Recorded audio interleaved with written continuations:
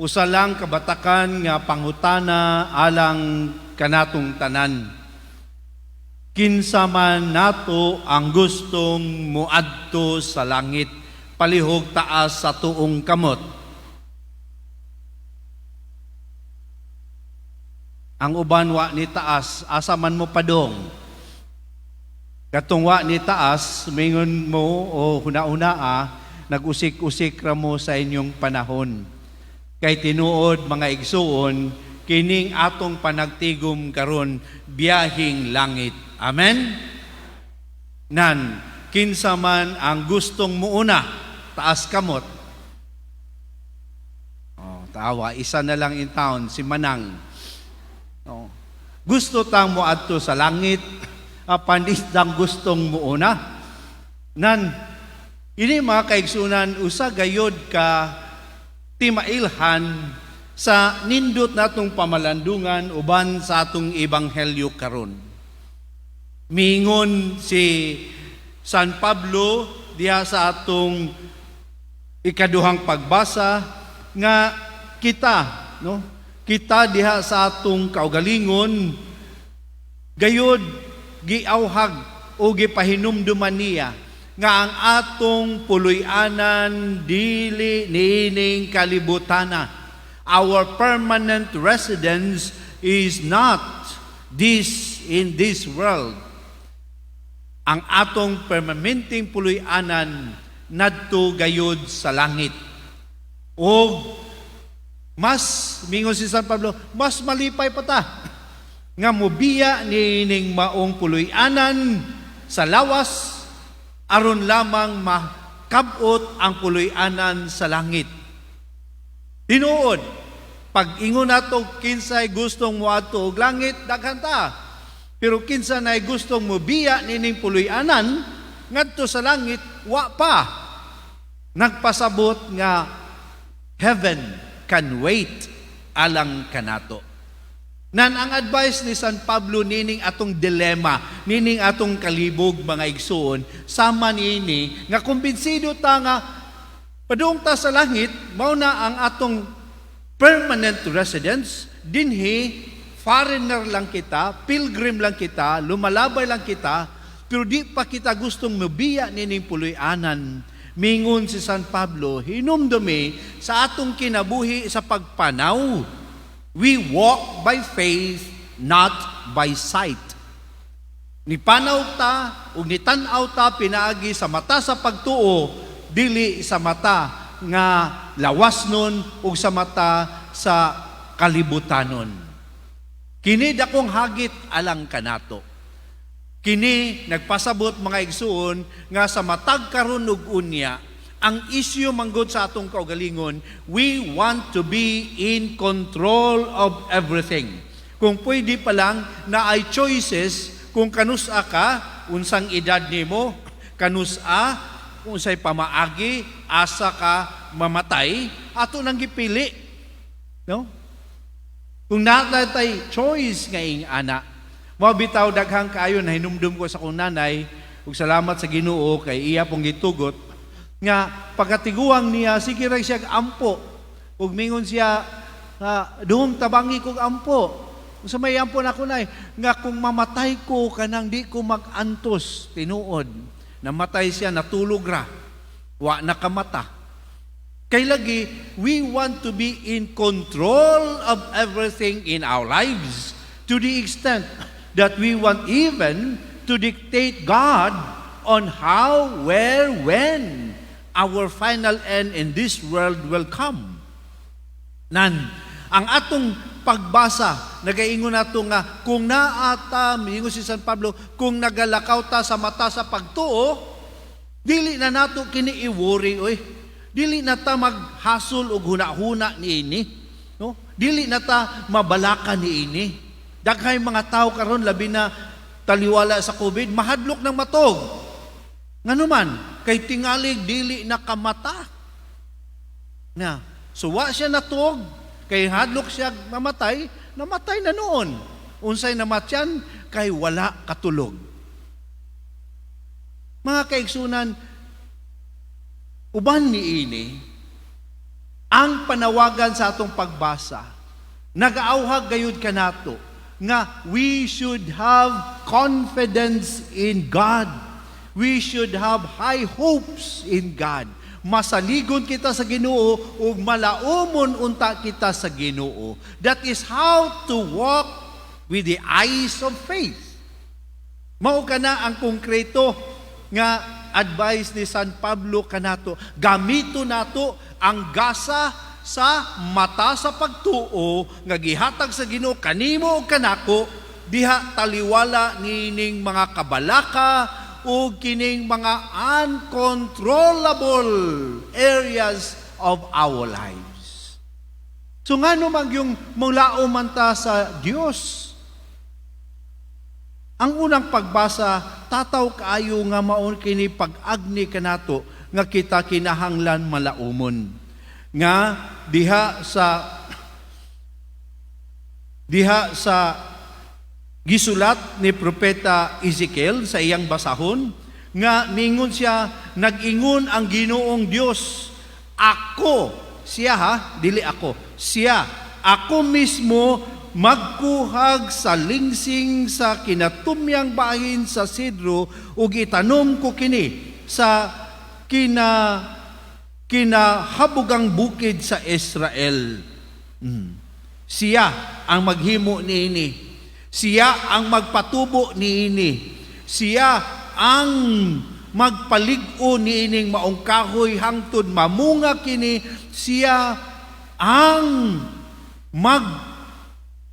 Siya ang mupalaya sa lunhang kahoy ug mupalambo sa laya nga kahoy.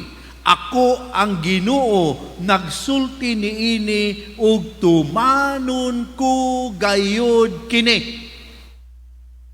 His assurance that He is the one who plants, He is the one who grows the tree para makasalag o makabalay ang ubang mga langgam.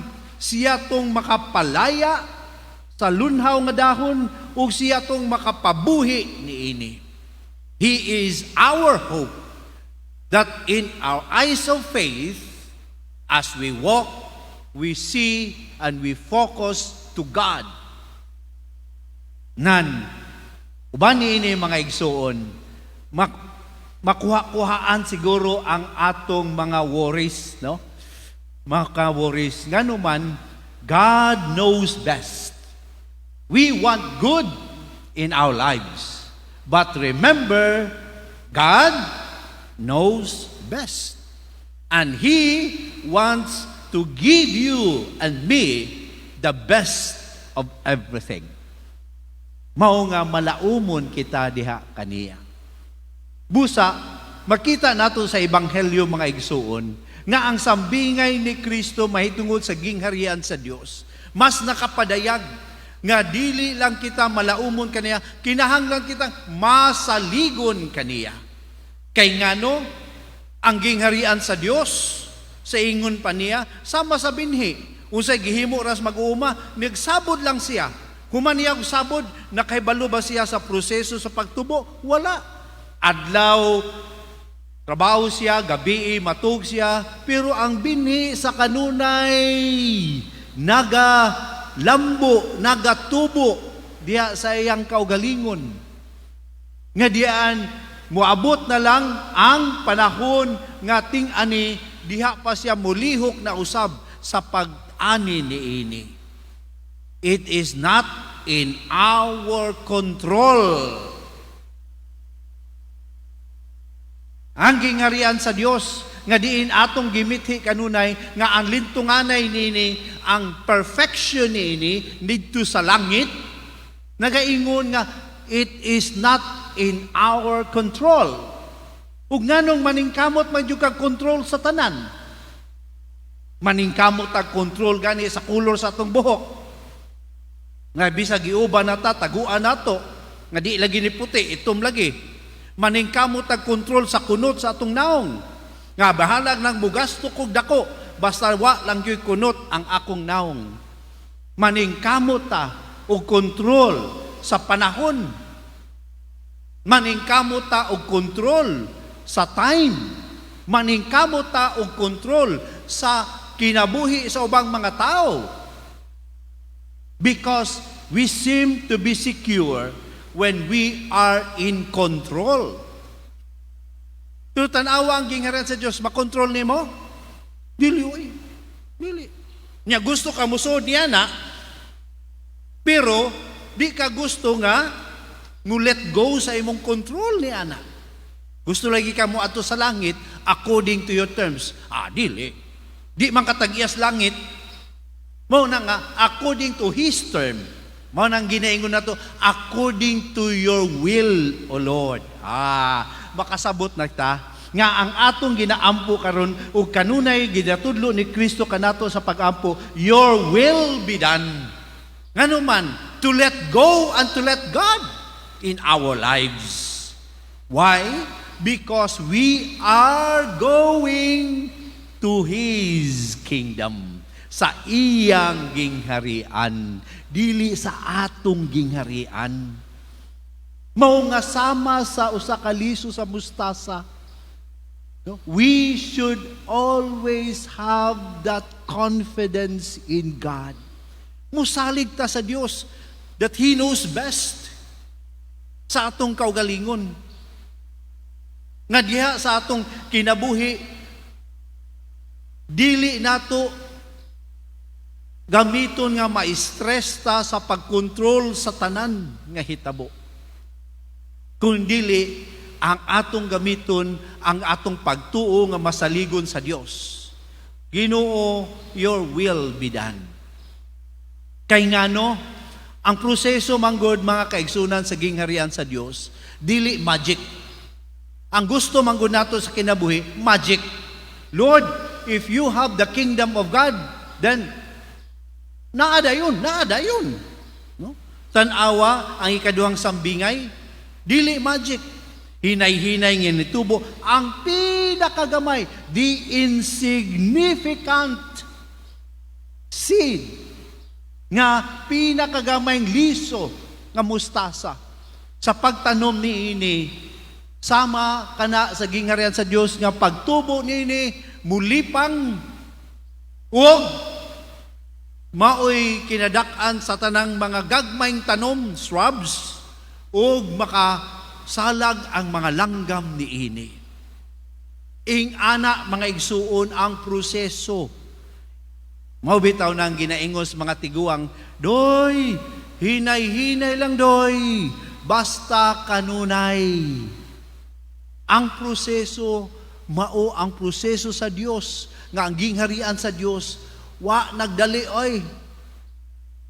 Mao na nga masaligon kita nga taliwala gani sa atong mga kahuyang, taliwala sa atong mga walay ayo, taliwala sa atong mga sala, nga kita murag ni bati na nga mas gamay pata sa liso sa mustasa, salig sa Dios. Kay siya nagtanom og kaayo diha kanimo. Nga pinaagi na ng gamay, insignificant, ordinaryo, nga kaayo. Hinay-hinay mutubo ang gingharian sa Dios diha kanimo. Mao na mga kaigsunan, nga ato lamang kining mahuptan kung atong bansayon.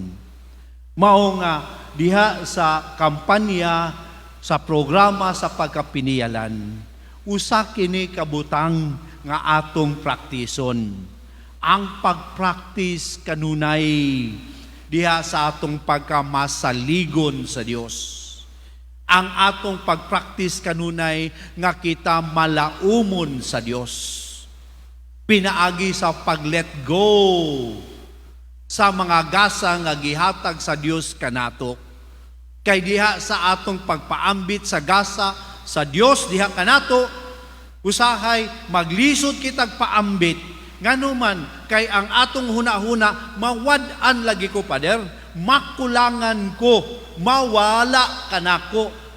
Uroy pag-abot sa panahon, ako'y manginahanglan nga ako man untay gihatagan. Ngano nga ako pa mang i-release kana ngadto sa uban.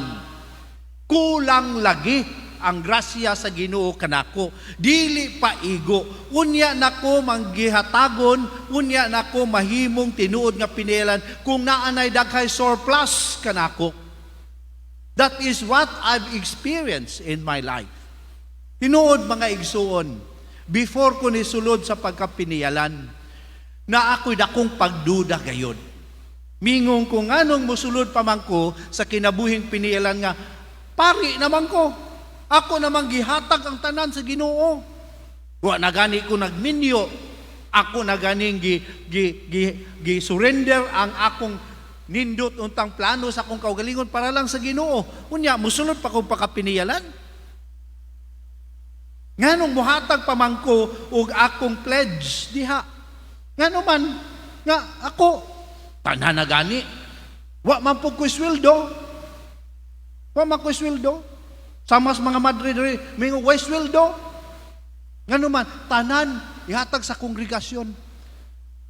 Ngunang ako na ako'y resentment primero pagsulod sa pagkapiniyalan. Pero sa akong pagpamalandong, nakaingon ko sa akong kagalingon tinuod, wa man ko sweldo. Pero wa man napasabot nga wa ko'y kwarta, di ba tayo? Naaman di ay. Kini daw ang akong sugdan sa pag-let go. Akin nira siguro ay. Ano man. Anara. Nakita na ko mga igsuon nga, human sa usa ka tuig nakaingon man ko, wa man po jud ko. Naghimo na ko niini, pero wa man ko nawad-an. Wa man po niabot sa akong kaugalingon nga mingon kog mangutang na lang kog bangko kay ako piniyalan. I realize in myself, yes, I might not have the salary, but doesn't mean I don't have the blessing of financial in my life. Sige. Ni arade ang pamaagi sa Ginoo. Let go and let God. Let God control our lives. Iya ang gingharian. Iya ang atong padulngan. Siya'y magbuot kanusa, asa ug unsa. Ang ato lang mao ang pagsalig ug paghatag sa Ginoo nga siya ang atong paglaom sa atong kinabuhi. Mga kaigsuunan, nga kung maghisgot gani kita o gingharian sa Dios, ayaw kalimte ang pulong nga kini iya sa Dios. Kay iya sa Dios, gusto tang moadto dito nan ang iyang pagbuot ang atong tumanon. So, uban niini mga igsuon, kana ang atong pangayoon sa Eucharistia karon. Ginoo, tabangi ako nga mo let go sa akong mga kontrol sa akong kinabuhi aron unta ang gingharian sa Dios magsugod og tubo diha kanako. Ginoo, tabangi ako sa paglaom diha kanimo kay sa paglaom sa akong mabuhat kay diha lamang magsugod ang akong pag-appreciate o pagkakita sa inanay nga pagtubo sama sa tanom sa gingharian sa Dios dinhi sa akong kinabuhi. Ginoo, tabangi ako nga magmasaligon diha kanimo. Kay kahibalo ako nga ikaw ang nagtanom, ikaw ang nagpalipang, ikaw ang mupatay sa lunhaw nga dahon ug magpabuhi niini. Ikaw ang Dios nag-ingon niini. Tabangi ako nga musalig ako kanimo. Amen. Palihog manindog.